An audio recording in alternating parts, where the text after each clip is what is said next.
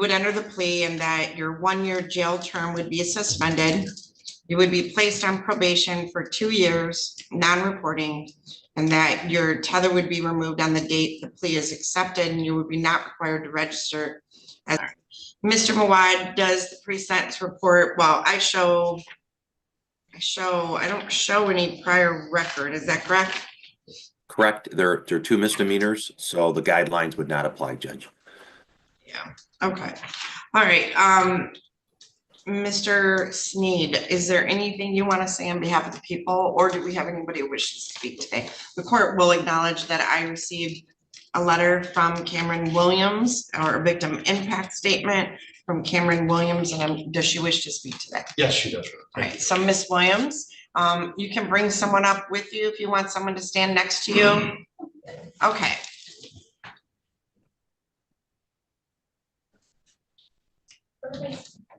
I got to come up to the podium, and then I need you to state, yep, there's some Kleenex. So first I need you to state your full name for the record, okay? Cameron Williams. All right, and I'm going to need you to speak up a little bit because we have to record this, okay? Yes. All right, you may proceed. Your Honor, my name is Cameron Williams. I'm here today to tell you about the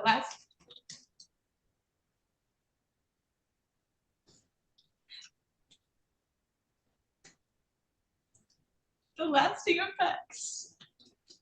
It's okay. Why don't you pause for a minute, take a deep breath. And I'm gonna let someone come stand with you. I think a family member's coming up to stand with you, okay? Or a friend, or whoever she is. My twin sister. Oh, okay, now I see that. Okay, thank you. Of the sexual, mental, emotional, and physical abuse that was inflicted on me for years at the hands of my now ex-husband, Nick Williams. His actions towards me have changed my life forever, and I hope today that I'm finally heard. To Nick, I want you to know what your actions have done to me. The pain, the fear, the confusion, and the anxiety that I now have to live with every day, all that I have endured because of you, it has changed my life, everything about it. When I married you, I never imagined having to stand in front of a courtroom and speak about the way that you have tortured, assaulted, harassed, isolated, and affected my life in every way. I'm standing here today because no matter what you have done and continue to do to me, I will not let you have the power to break me, not anymore. During my life with Nick, I lived on constant eggshells. I never knew what each day would bring. I never knew which side of Nick I would be faced with. Would it be the love bombing, the gaslighting? Would it be caring or plain cruel? To me, it took years to even realize the moments Nick showed that he cared was all for an ulterior purpose. My days were filled with sexual coercion, harassment, and threats. Nick worked from home so that he could watch my every move and dictate every single thing that I did. Nick would deprive me of my sleep, take away my ability to even clean my own body. He'd isolate me. I wasn't allowed to have real friendships. I could hardly even attend family events without there being punishment or being forced to have sex. It was a never-ending cycle with Nick. It was a constant roller coaster of emotions. Every decision that I made was the wrong one. I wasn't able to make even the smallest decision without Nick criticizing or belittling me. If I did anything outside our home, Nick would make me pay for it with my body. If I wanted to take my kids to a birthday party, if I attended a family event, or heaven forbid I wanted to see friends, Nick would force me to have sex as payment. Sex was all that I had to offer him. I didn't work. I couldn't provide anything financially. And Nick made it clear throughout our marriage that all he cared about was sex and money. It didn't matter how much I did for him, how much I did for our children, how much I loved them, how much I cared for them, or how hard I worked as a homemaker. It was never enough. Nick was cruel in ways that I could never have imagined. Once we became husband and wife, everything he vowed to me went out the door. I was no longer a person. I was his property to control, manipulate, and do as he pleased. My wants, needs, feelings no longer mattered. Nick proved this day after day with his constant harassment. He did not care how he hurt me. He did not care to see me cry. He did not care when I called out involved while he forced himself on me. No short of 100 times. There was no conscience behind his eyes. There was many times I had to leave during the night with our children because of his relentless efforts, all because I said no. He would hit the walls, the ceilings all night long to keep me from falling asleep. If the door would lock, he would break the doorknob. He would figure out a way to get in. He would always find a way. If I did fall asleep, he would wake me up by spitting in my face. He's attacked me in front of the children. They too have suffered issues with sleep and feeling a need to protect me because of what because of the abuse that they have witnessed. He would make me go for days on end without showering, just to make me feel as disgusting as he said I was. He would reprimand me for even changing my underwear. When I took the kids to school, he timed me. If I wasn't home at the exact time I should be, he'd be calling or texting. At one point, he even called to tell me that one of my children was injured and needed to go to a hospital. When I got home, our son was perfectly fine. This was all as a punishment for being late and for saying no to sex. His need to control every aspect of my life was suffocating. Nick never hesitated to punish and take away anything that he could to get his way. He would take away my cell phone, my internet, TV, my journals. There were no boundaries, only a means to an end, and the end would be me having to let him use my body. Through the tears, I proved I was nothing, and even when he used me, it only gave me a few days of peace before the cycle of abuse would start all over again. I tried leaving Nick in 2018 after a domestic assault. I filed for divorce. I was finally going to have the strength to leave. Nick sought counseling, even fooled his parents, who he was then living with, into believing that he was changing. I dropped the charges. I dropped the divorce. I gave him another chance because I just wanted to have a happy family. And since then, he's made me regret that decision every single day. As soon as we were back together, he went back to binge drinking. He quit therapy and once again was forcing me to have sex with him. When I filed in 2018, I thought that was as bad as it could get. But over the next 4 years, he proved that I was wrong. It can always get worse, and my life became a punishment once again. I would love to stand here before you today and say that Nick has changed, that he has worked on himself to become a better person, but I can't. Nick has not changed. Nick is exactly the same as he has been the last decade. He has never been held accountable for any of his actions. So why would he need to change? Why does he need to be a better person if there is no repercussion for being who he is? Nick has proved he is incapable of change. As I stand here before you, he is constantly trying to find out what I'm doing, who I talk to, where I'm at. He's interrogating our children, mutual friends, anyone that he can. I still feel that he is following me. He knows things that he shouldn't. I see him places that I shouldn't. He makes comments about knowing my whereabouts and when I have gone places. It's constantly leaving me questioning and scared. Nick continues to try to control anything and everything that he can. He does not care about the harmful effects it has on me, our children, or anyone else. Nick only cares about himself. Because of Nick's actions, I still carry the physical and emotional evidence with me every day. I have been in therapy for going on 3 years just to try to learn how to cope with the trauma. I still suffer from insomnia, chronic pain, constant headaches, inability to focus, extreme stress and anxiety. There are days that it's debilitating. Nick's abuse has made even the simplest of tasks feel impossible and overwhelming. I feel like day by day I'm waking up only to survive. I'm unable to enjoy the things I once loved. I feel drained. My energy is gone. I have a hard time trusting people. It affects my relationships with others. There are still days that I cannot even stand to be touched. But I have to push through to provide for our and be there for our children, to provide a better life.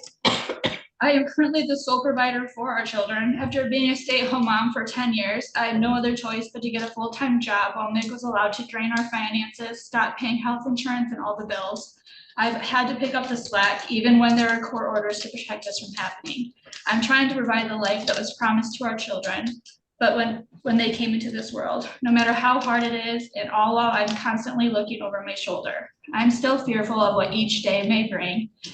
But now that I will also have to fear what's to come from even standing here today, voicing how this has all impacted me. I do not feel that justice is served in this court. I do not feel Nick has learned anything from the sentencing. I think Nick will continue to feel that he can get away with anything because he has proved to himself that he can. Nick's tether was removed and no one told me. I found out from my 8-year-old son. His words were, "Dad's tracker's off." He said now he can do whatever he wants. Knowing that this statement would find its way back to me because he put it out there for it to. There has been unfortunately countless show causes, motions, ex partes filed because of Nick's lack of ability to follow court order and he shows continued lack of respect for any type of authority. I'm sorry to have lost hope and faith in this court system. I do not feel this sentencing will lead to anything other than more pain and fear for the years to come. I do not like considering myself a victim. That means giving Nick even more power over my life. However, in this case, I'm not only a victim of Nick Williams, but I'm a victim of Lenawee County. I will carry the weight of what Nick's done to me for the rest of my life. What I've said today does not even scratch the surface of what he has put me through. However, I respect your time. I know you don't want to be here all day or even multiple days, quite possibly even weeks, if I were to continue on with the full graphic extent of the abuse that I have suffered. I'm also not ready to relive the trauma, and I will be trying to heal from every day of my life. I hope today you see me and hear me as a real person, not as a court document or a piece of paper. I'm so sorry.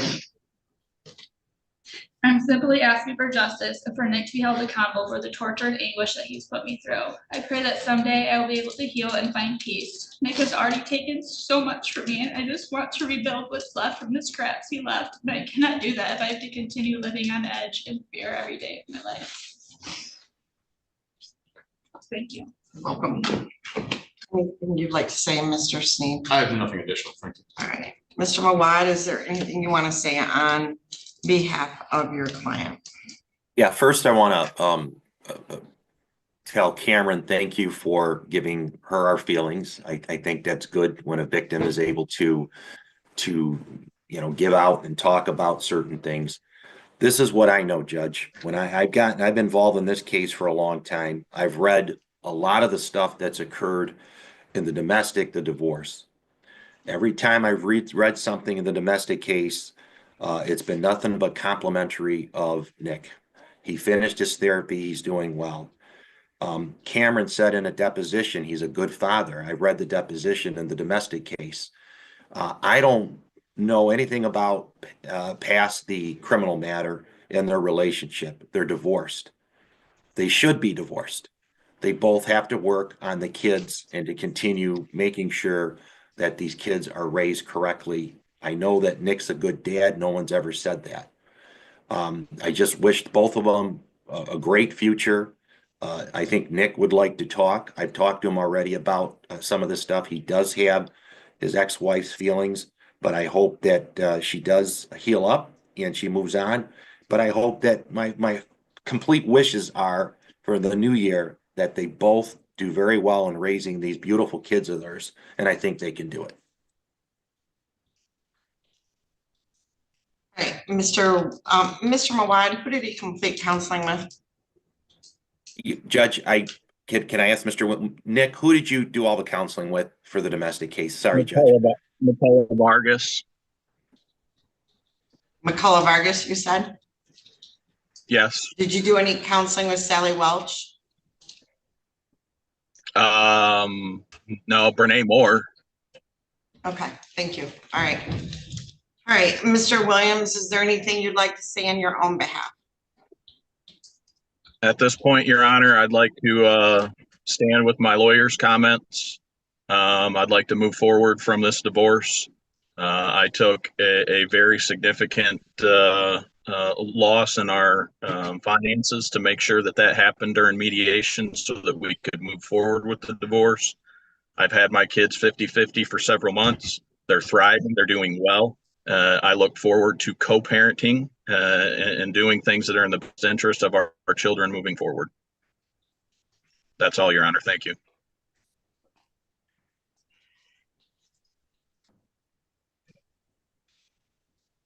In determining the appropriate sentence in this case, the court has considered the seriousness of the offense, your history, the principle of proportionality, the statutory penalty, the cost of confinement, the sentencing guidelines, the report and recommendation of the probation department, as well as what has been said upon the record of this hearing.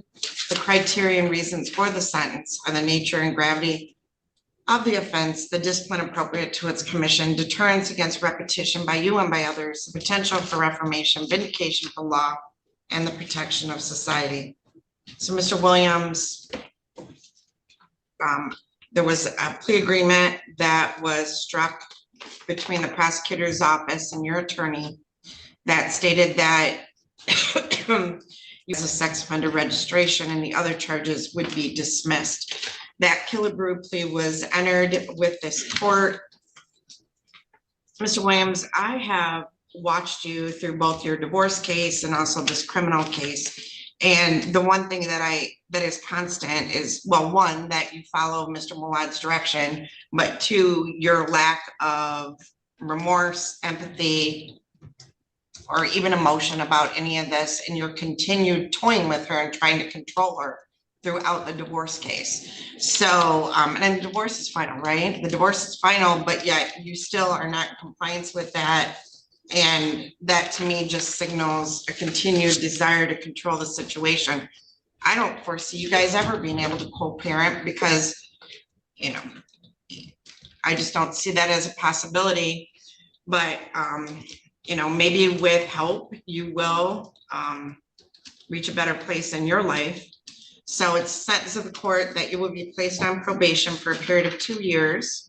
During that term of probation, you will honor the no contact with Ms. Williams. And so Ms. Williams made some statements regarding things that could be a violation of the PPO. And if there are violations of the PPO, she needs to file that with a show cause with the court. And then also that could result in a violation of your probation. I'm also going to order that you enter and complete domestic violence counseling with Sally Welch. Your probation officer will get you the information on that. That's a long-term program for domestic violence. There is, based on the plea agreement, a non-reporting probation, but you must enter and complete that program with Sally Welch and provide that to the probation officer. I'm going to order $750 in court costs.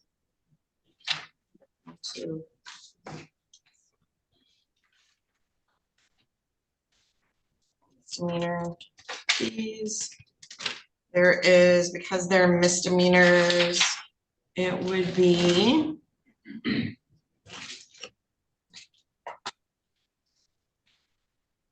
$75 crime victim rights fee.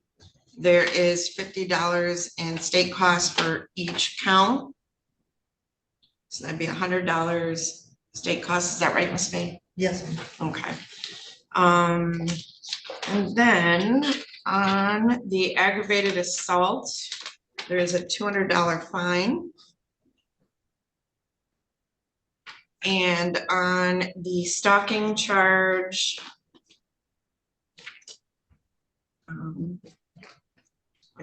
that also is a $200 fine. So a total of $400 in fines. Mr. Williams. Again, no contact with the victim, Cameron Williams, in this case, not to engage in the assaultive and threatening behavior, and you are to sign any release of information requested by the probation department. But anytime they have cause to believe you violated the terms of your probation, they can access your computer, your phone, your car, and your home, and to determine if there is a violation. You're not to use any illegal controlled substances or commit any criminal offenses. So, Mr. Williams, is there anything else, Mr. Singh? No. All right, so Mr. Williams, Judge, you will need, yes, I sir. apologize. I think there's a carve out for, and we're going to deal with this next year in the PPO violation, but there's a carve out for visiting or talking on the domestic relations, the computer, the emails system, if I remember. Yeah, by app close, so Yep. they'll be able to continue. But remember, that is regarding the children only and must be respectful and appropriate. So we'll allow for that. So Mr. Williams, well, obviously not this week, but next Thursday morning, I need you to report to the district court probation department between 8 and 10. They're going to have you sign your terms of probation. You can get the information on Ms. Welch to enroll in that domestic violence counseling. And then they'll give you instructions on how to proceed from there. Because of the nature of the charges, there will not be, he has to stay on probation for the maximum of 24 months. So we can't shorten that term of probation. Mr. Williams, we are going to mail to you 3 copies of your notice of right to appellate review. There's going to be a self-addressed stamped envelope as well. And on the first page, I'll have where you can initial and date it, hold that up, put it in the envelope and mail it back to us so we know that you received it. The other 2 copies are for you, and if you wish to appeal your sentence, you would fill out the information on the form and mail it to the address listed on the form within 42 days. Anything else, Mr. Sneed? No, thank you. Mr. Mawad? No, thank you, Judge. Thank you all. All right, thank you very much. Nick, I'll talk to you in a little bit, okay? Okay. All right, so Ms. Barrett, have you had a chance to read and review the pre-sentence report? Yes, ma'am.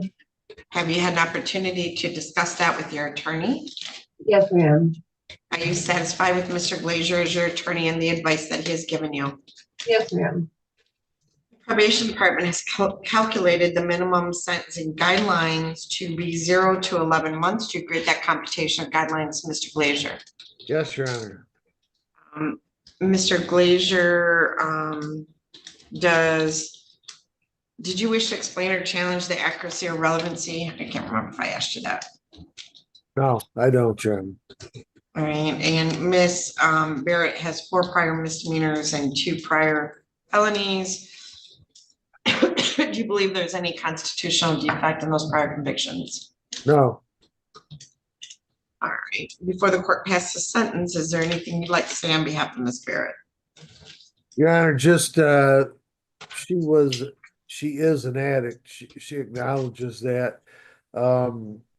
She's told me that in the past, she wasn't ready to stay sober and stay off the drugs, but she is of that frame of mind now. She's been in jail 37 days, so she's obviously clean at this point, but she needs a support system around her.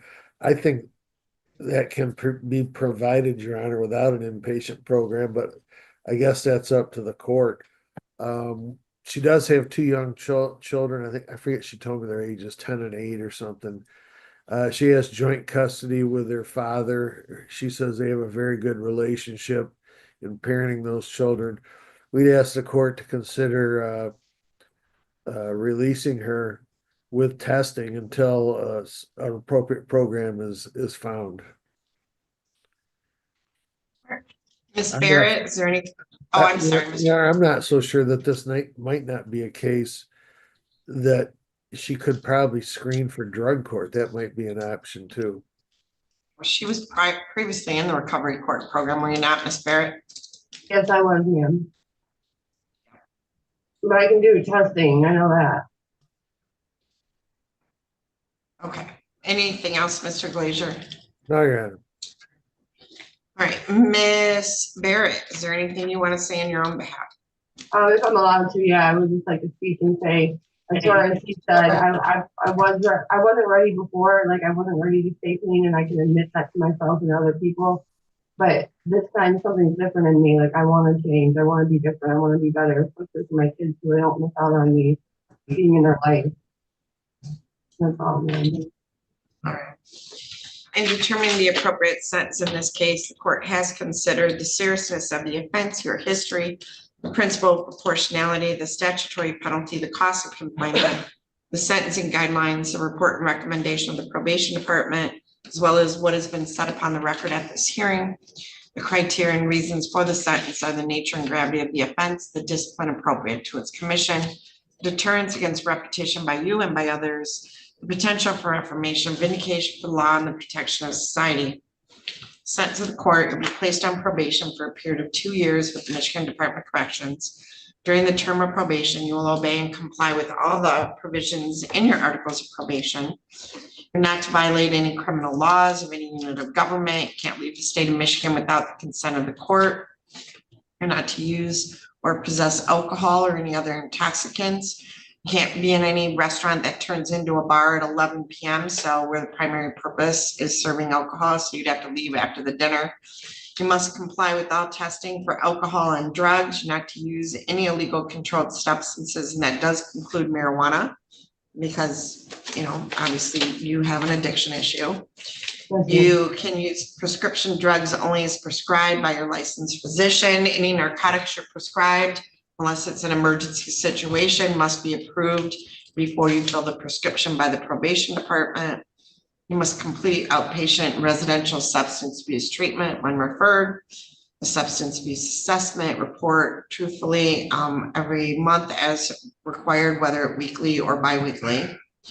Notify of any change of address or employment status. You have a curfew from 10 p.m. to 6 a.m.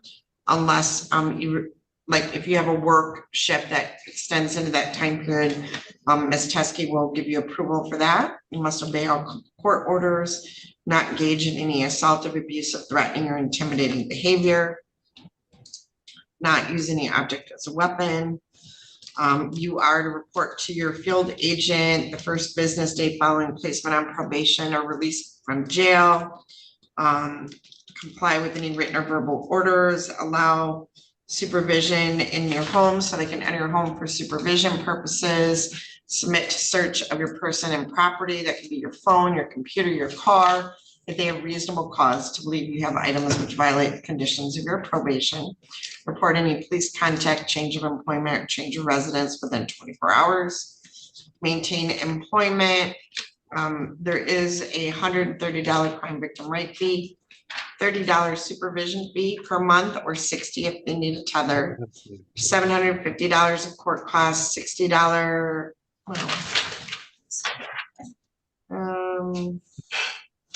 DNA fee if they need to assess it. You might have already been assessed that on a prior file. $68 in state costs.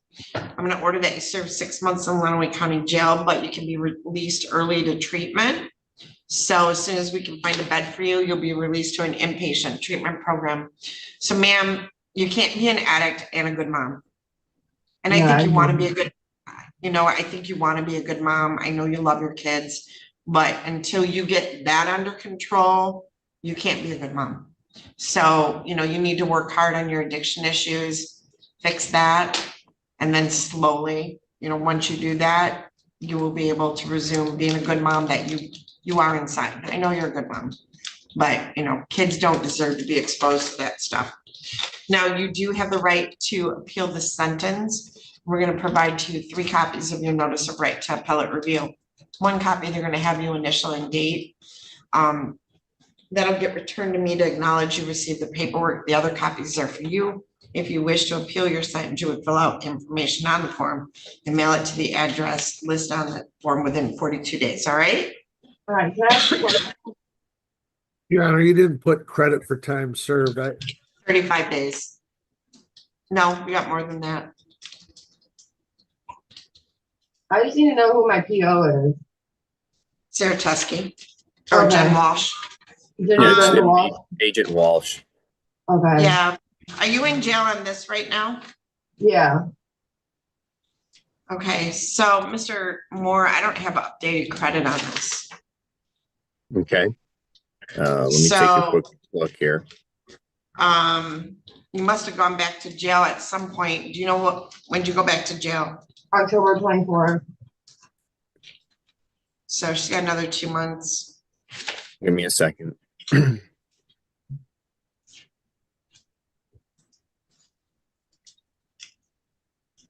58 days on top. Okay, so I'll give you credit for the 58 days. All right, so good luck to you, Ms. Barrett. Your Honor, I had one other thing. Well, the probation department tried to get her into a program. Our Emily White has gone on maternity for a while. Is that something you guys can do, Tom? Say that, well, yeah, usually probation gets on it right away, and as soon as the bed opens, we ship her to a facility. Yes, we'll Does it handle usually that. happen pretty quick? I'm just asking. I'm Usually sorry. within a week or so, usually, Okay. Maybe slower because of the holiday, but right? I don't know. All right. All right, you're going on maternity leave, Mr. Glazier, is that what you said? Yeah, I wish.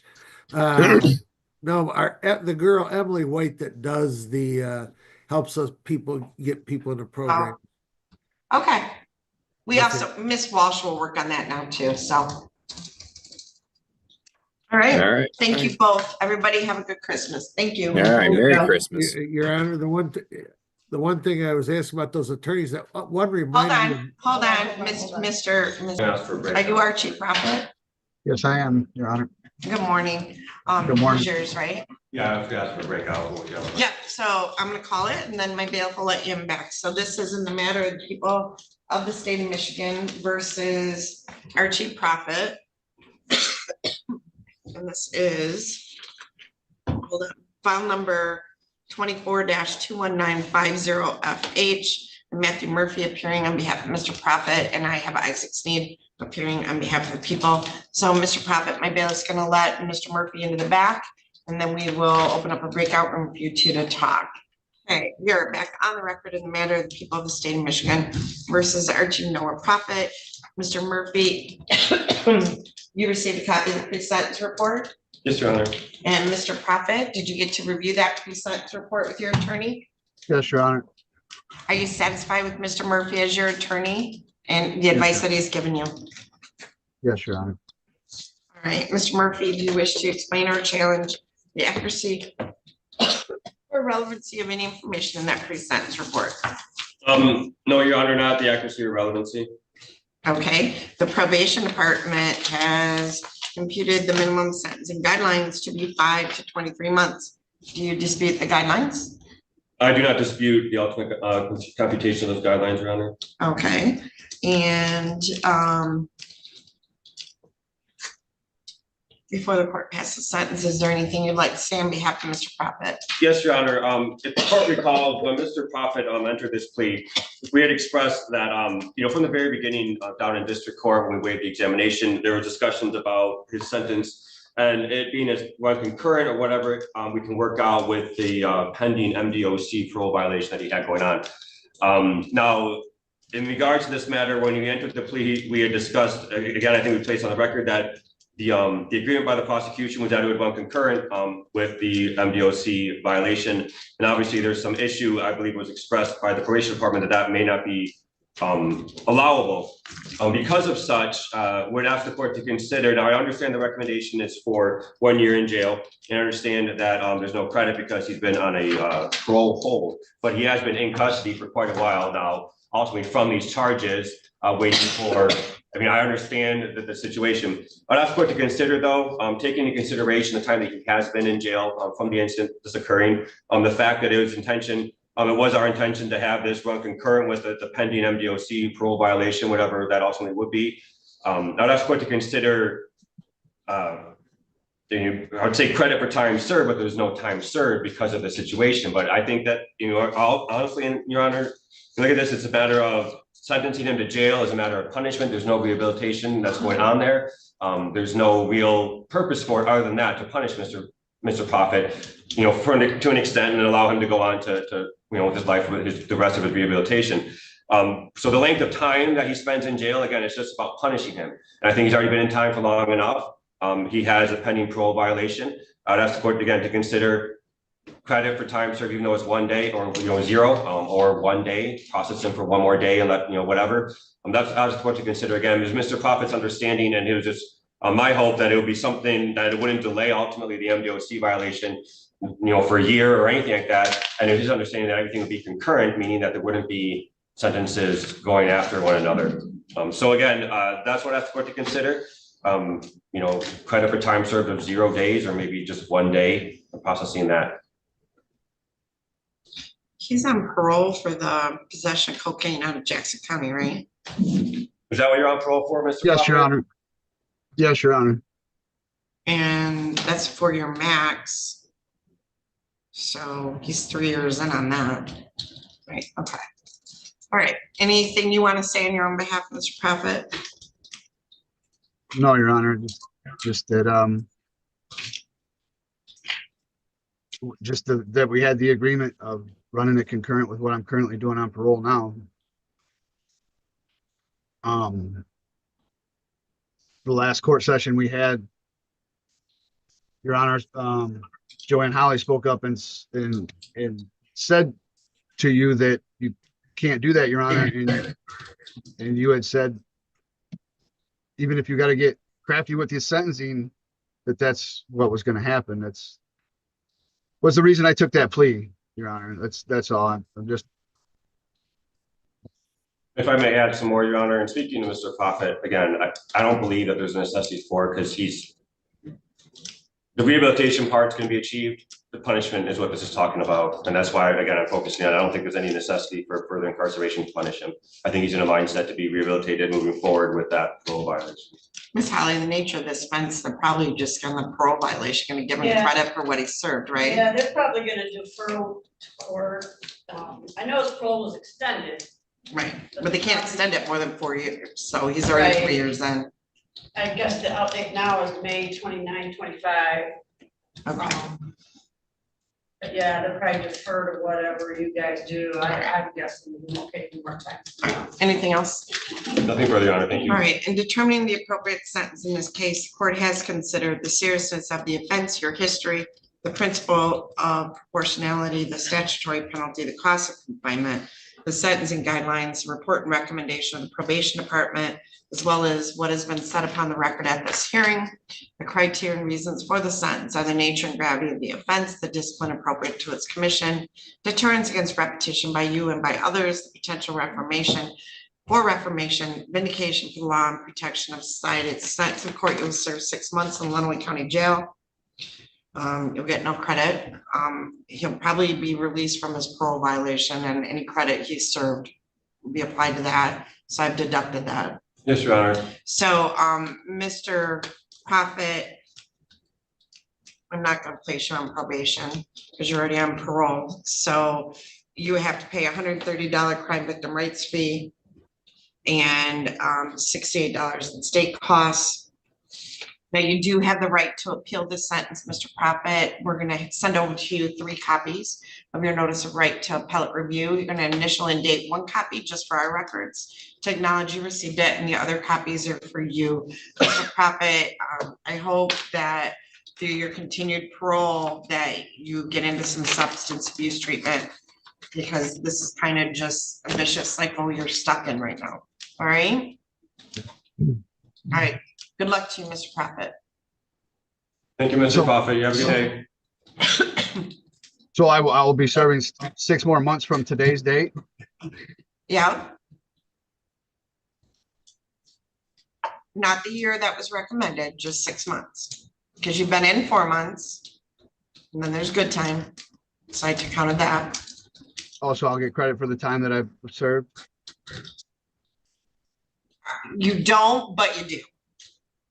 As you said, I got crafty. All right, thank you, Your Honor. Thank you. Good morning. So, Ms. Underwood, let me grab the file. Just throw all those files away. Okay.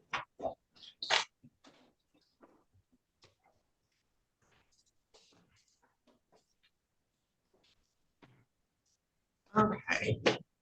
So, let's see if yes.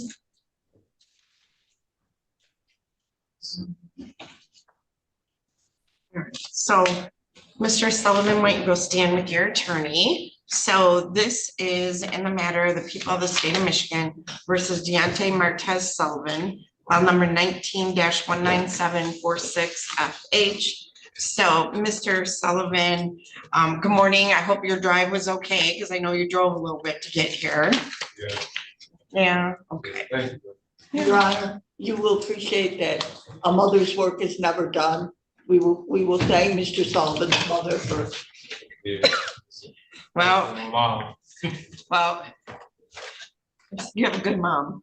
All right, so Mr. Sullivan, Ms. Underwood, you received a copy of the probation violation report. We did, and I reviewed it with Mr. Sullivan, Your Honor. All right, so Mr. Sullivan, you reviewed the pre-sentence or the probation violation report. Yes, I have. All right, and you talked about with Ms. Underwood? Yes. Do you have any more questions for Ms. Underwood? No. Do you have any questions or corrections for anything in this report, Ms. Underwood? No, we do not. All right, so you're on probation now in Macomb County, right? Yes, correct.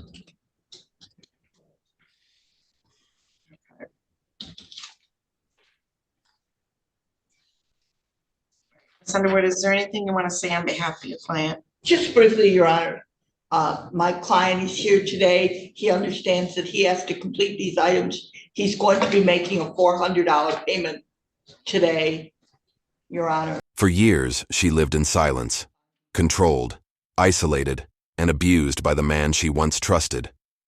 Every step she took was monitored, every choice punished. Even her own body was no longer hers. Standing in court, her voice shook, but her truth didn't.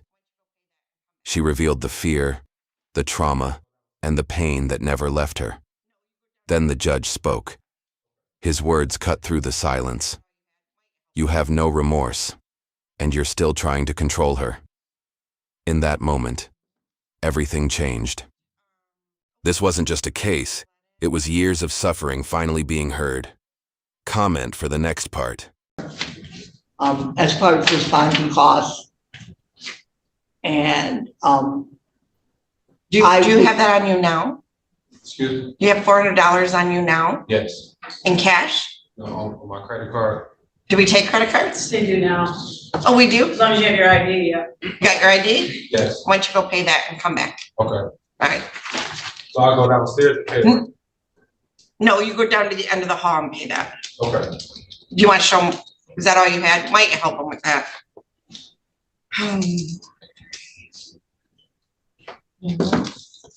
All right. Oh, Mr. Murphy, I'm gonna let in. I'm gonna let